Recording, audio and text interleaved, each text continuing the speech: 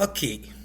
Moi, je m'appelle Métro, puis je me verse une belle grosse prime parce que cette année, on fait des revenus records avec l'inflation.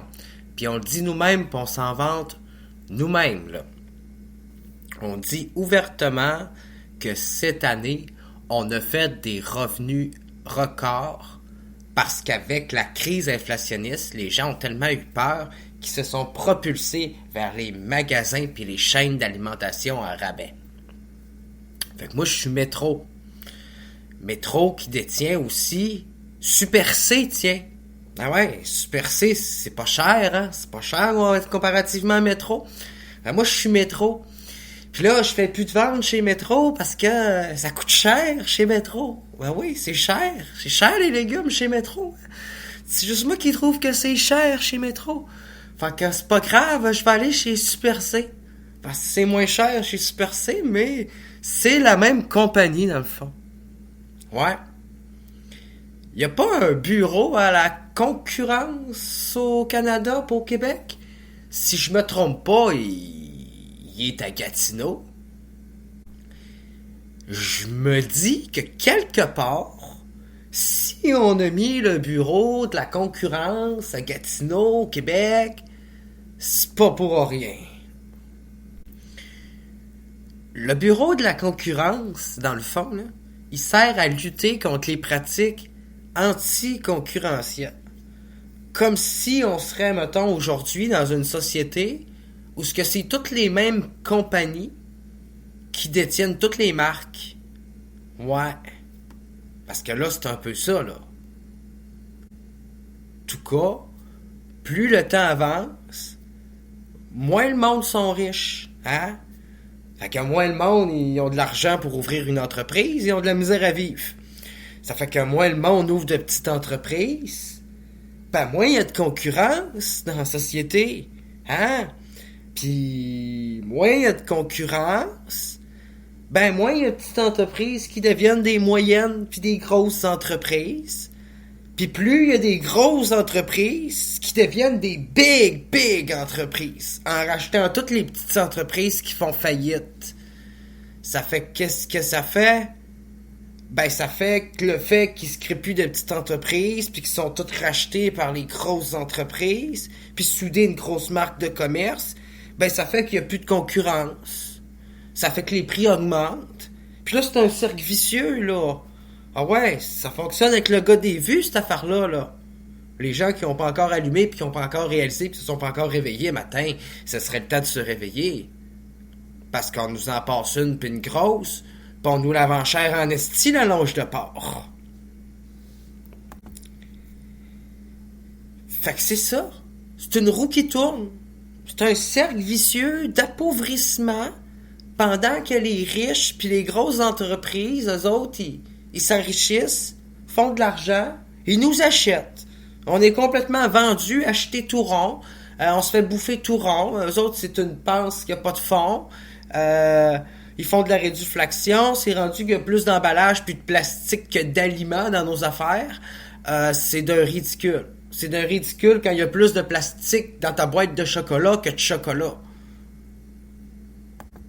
J'ai donné un nom pis un terme à ça. Ce que vous entendez là, ça s'appelle de la réduplastique. Pis c'est vraiment pas écologique.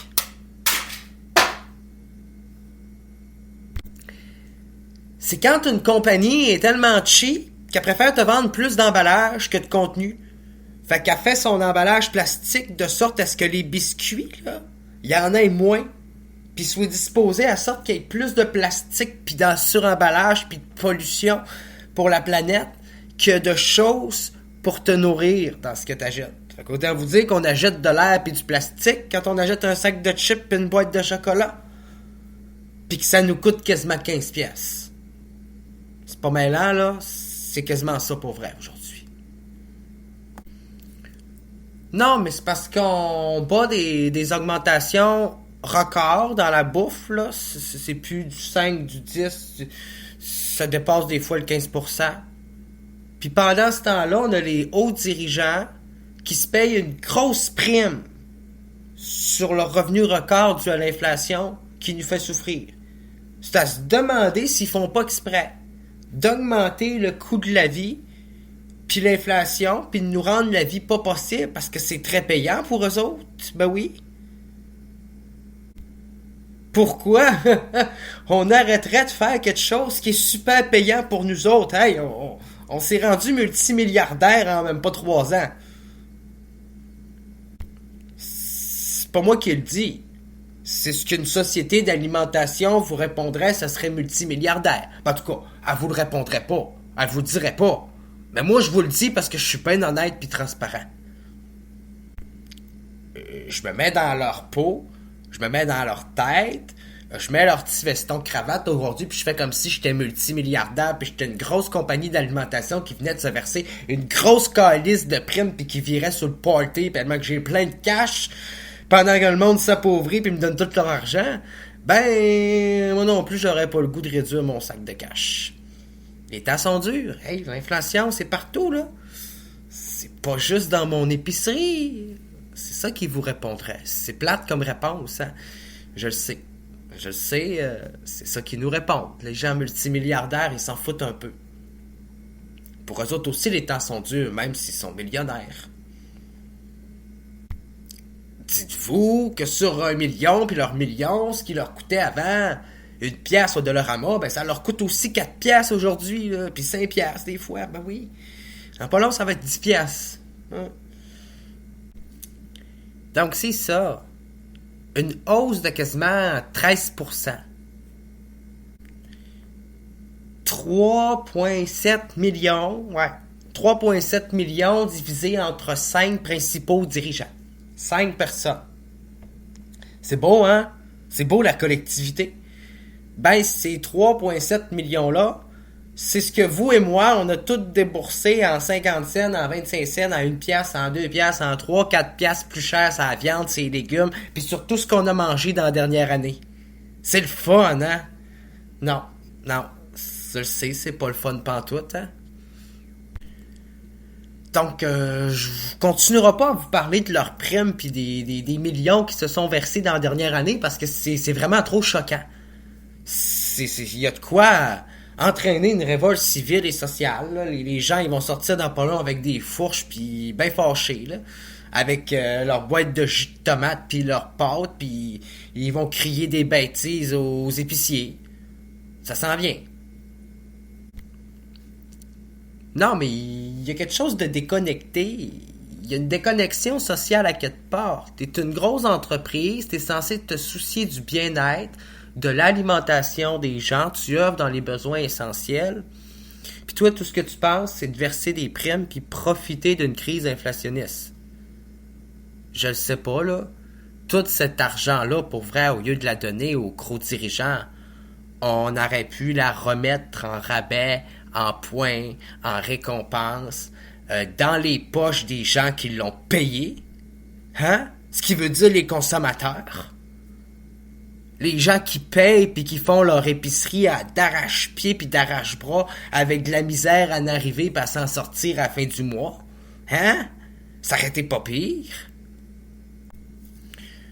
Non, mais tu sais, on parle beaucoup de la responsabilité écologique de nos grandes entreprises là, qui possèdent plein de marques de commerce un peu propagandistes. Là. Ça fait un peu conglomérat américain. En tout cas, on parle beaucoup de la conscience, de la responsabilité écologique. Qu'est-ce qu'on en fait de la responsabilité sociale d'une entreprise? Hein?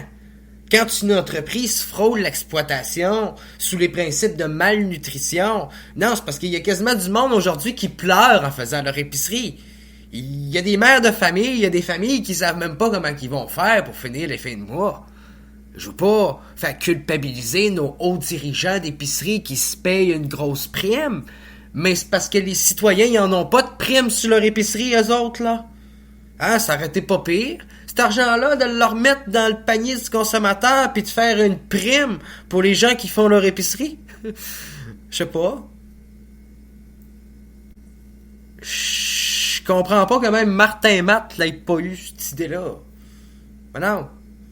Il est où, là, notre Martin Coquin? Quand on a besoin de lui, là.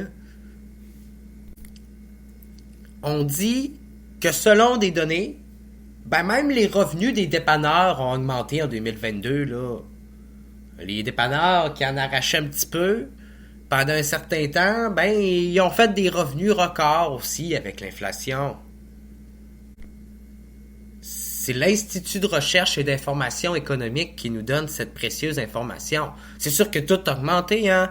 La bière, l'alcool, les cigarettes, la gomme, le chocolat, la slotch, le gaz, les gratteux. Il n'y a rien qui a pas augmenté. L'essence dans nos briquets, je veux dire, tout a augmenté. Le café, le prix des liqueurs. C'est clair que les dépanneurs, ils font beaucoup d'argent actuellement avec l'inflation, avec les épiceries, avec tous les commerces essentiels et du commerce en détail qui étaient au bord de la faillite avant la pandémie.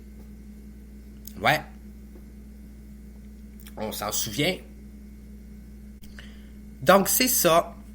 Selon Marie-Claude Bacon, ça s'appelle vraiment Bacon. Selon Marie-Claude Bacon, vice-présidente aux affaires publiques et aux communications de chez Métro, dans un courriel adressé à Radio-Canada, elle dit que leur rémunération est concurrentielle et similaire à celui des dirigeants de d'autres grandes sociétés publiques canadiennes. C'est parce que on sait très bien que les grandes entreprises sont pas mal toutes pareilles. Ça veut pas dire qu'il faut prendre exemple sur eux autres. Non, parce que l'an passé, Métro a rapporté des revenus de 18,9 milliards de dollars en hausse de 3,3% et des profits de 849,5 millions, une progression de 2,9%. Donc, Métro souligne que sa politique de rémunération n'est pas différente de celle des entreprises comparables. Ouais. Puis pour expliquer la hausse des primes, ben la société affirme avoir établi des cibles élevées de vente qu'ils ont tenues au long de la première moitié de l'exercice et qui ont été dépassées dans la seconde moitié de l'année, puisqu'une inflation alimentaire significative a stimulé les ventes et a accéléré un déplacement des consommateurs vers les magasins à escompte, ce qui a été positif pour nos bières à escompte. Elle précise. C'est pas anticoncurrentiel d'acheter un magasin, puis une autre marque de magasin, puis de dire, tiens, dans ce magasin-là, je vais vendre tel produit 4 fois plus cher, puis dans l'autre, une fois moins cher. Comme ça, c'est ce que le monde va aller faire leurs courses. C'est pas une pratique qui est déloyale. C'est pas une pratique qui encourage la migration des consommateurs, qui désoriente, qui falsifie la valeur d'un prix puis d'une chose, qui en déforme finalement la valeur d'un prix. Pourquoi qu'une entreprise fait ça? Hein? Acheter plein de bannières puis se mettre à vendre un produit à 4-5 prix différents. Veut dire que dans telle marque, tel magasin, oups, ça va être 1 ou 2 piastres moins cher, l'autre place, ça va être 2 piastres plus cher, l'autre place, ça va être 4 piastres plus cher. Mais c'est la même affaire, c'est la même marque, c'est la même compagnie, c'est juste qu'elle possède plein de marques différentes. Il n'y a pas quelque chose de pas normal là-dedans, d'anti-économique, d'anti-concurrentiel. Ça étouffe pas le marché, ça. Ça sème pas la zizanie sur la valeur des choses. C'est pas une façon, finalement, de jouer sur les règles du marché, sur les prix, puis désorienter tout le consommateur, puis fucker toute la patente. Pourquoi qu'on tolère que des entreprises fassent ça pour vrai? Hein? Je veux dire, comment ça se fait que moi... Je veux dire, si j'aurais une franchise, puis que tu irais chez McDonald's, puis que d'un McDonald's à l'autre, ça serait pas le même prix pour l'hamburger puis tes frites, tu commencerais un peu à trouver ça bizarre, non? Ben là, c'est ça qu'il y a des compagnies qui font. Il y a juste comme McDonald's l'alimentation, genre.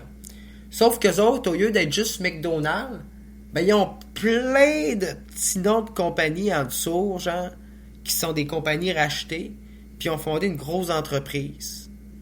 Au lieu de créer leur nom puis d'étendre leur bannière, ben ils ont acheté celle des autres. Ils ont acheté leurs propres concurrents.